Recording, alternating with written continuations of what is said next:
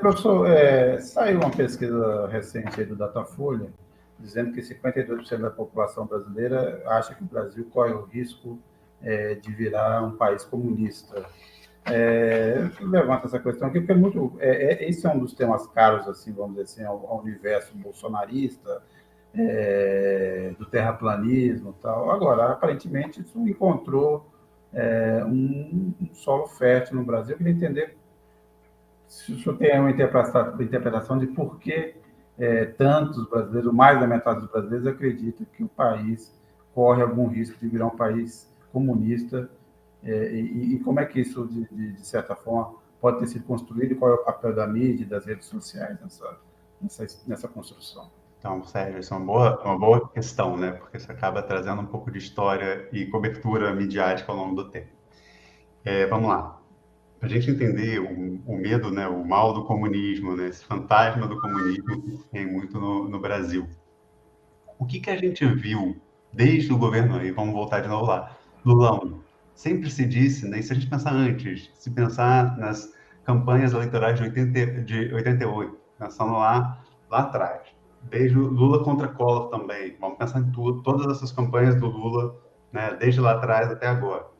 O que a gente via lá atrás? Tinha-se o quê? O medo do comunismo, o Lula vai implantar o comunismo, o Lula está se aproximando ao Foro de São Paulo, que são os líderes comunistas da América Latina. Ele vai, um exemplo aqui, ainda hoje, isso, por exemplo, é uma crítica muito grande ao Guilherme Boulos, né? Ele vai roubar a sua casa, ele vai pegar todos os seus bens e vai doar para as pessoas. Então você começa a ter essas narrativas que eu estou dizendo, são narrativas que estão presentes desde o fim da ditadura, né? E estão sempre assimiladas à esquerda. A ditadura no Brasil, né? A ditadura militar no Brasil trouxe o quê? O medo do comunismo, o mal do comunismo. Nós viemos para garantir que não vai ter comunismo no Brasil. Se criou uma geração com medo de um comunismo e um movimento sempre anticomunista aí, que se manteve depois de uma forma um pouco diferente. E aí não era mais o militar que iria te defender, era o caçador de Marajás, era o Fernando Henrique com as suas reformas. Então você tinha ali os políticos que garantiriam contra-comunismo, né?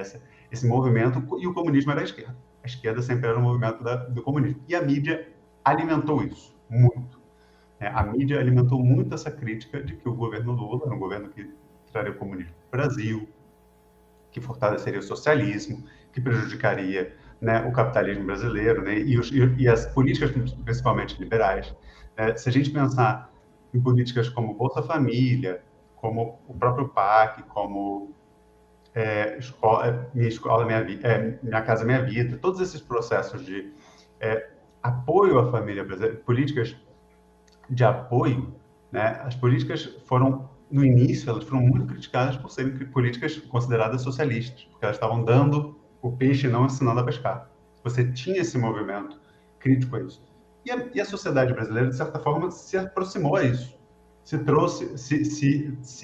apegou nesses anos todos a assimilar o Lula e o PT, principalmente, a um comunismo, a um socialismo e, principalmente, a movimentos autoritários da esquerda, né? Então, a Venezuela é o grande ponto aqui.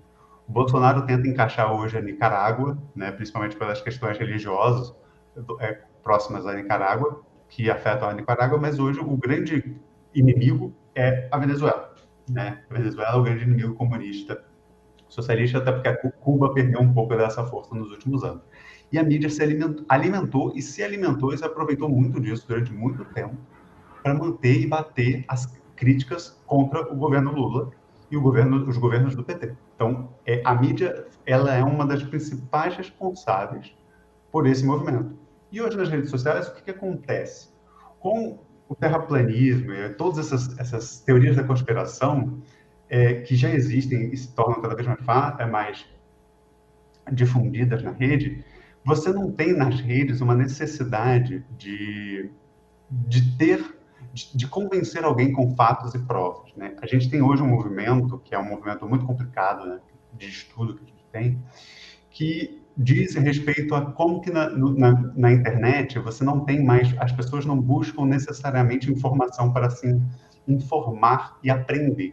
As pessoas às vezes buscam informação para para garantir o seu argumento. Então, eu não estou procurando uma informação aqui para aprender com o Sérgio sobre um ponto que ele vai por exemplo, sobre como os abajures, olhando para trás do cenário do Sérgio, são importantes para a minha vida. Eu vou querer, na verdade, ouvir o Maurício falando sobre como ter uma luz em cima da minha um spot de luz em cima da minha cabeça é muito melhor. Então, eu não quero saber sobre o que é certo, o que é ciência, o que é sobre as informações, aprender mais e melhor, né? Eu quero só saber, eu só quero fortalecer o meu argumento. E a gente acaba tendo isso dentro das redes sociais e acabam fortalecendo isso. As pessoas não têm, se você perguntar para as pessoas se elas têm alguma convicção, alguma prova, né, na verdade, de que a gente tem que o comunismo vai ser implantado no Brasil, se ela fala, me mostra uma prova, me demonstra alguma coisa, me demonstra um fato, um ato do governo, um ato do Lula, alguma coisa nesse aspecto, que fortaleça esse argumento, as pessoas vão falar que não, mas que elas têm convicção. As pessoas têm convicção que isso vai acontecer, mas elas não têm provas. Por quê? Porque hoje é muito mais isso. É você ter provas, você não ter provas, você acreditar nisso. Você não precisa mais dessa questão de provas. Você perdeu esse aspecto. A gente perdeu um pouco essa conexão e essa importância das provas. E hoje a gente só precisa ter crenças e ter pessoas que acreditem com a gente. Isso é o mais importante, porque aí você acaba criando um núcleo que acredita com você e que fortalece seu argumento. Se a gente for estudar esse argumento, é um argumento falho, é um argumento vazio, às vezes é até um argumento tautológico, ele volta a si mesmo, mas é um argumento que é suficiente para aquelas pessoas. Por quê? Porque elas não querem elas não querem saber a verdade, elas querem estar certas. E esse é o ponto principal para elas, estarem certas dentro do que elas acreditam.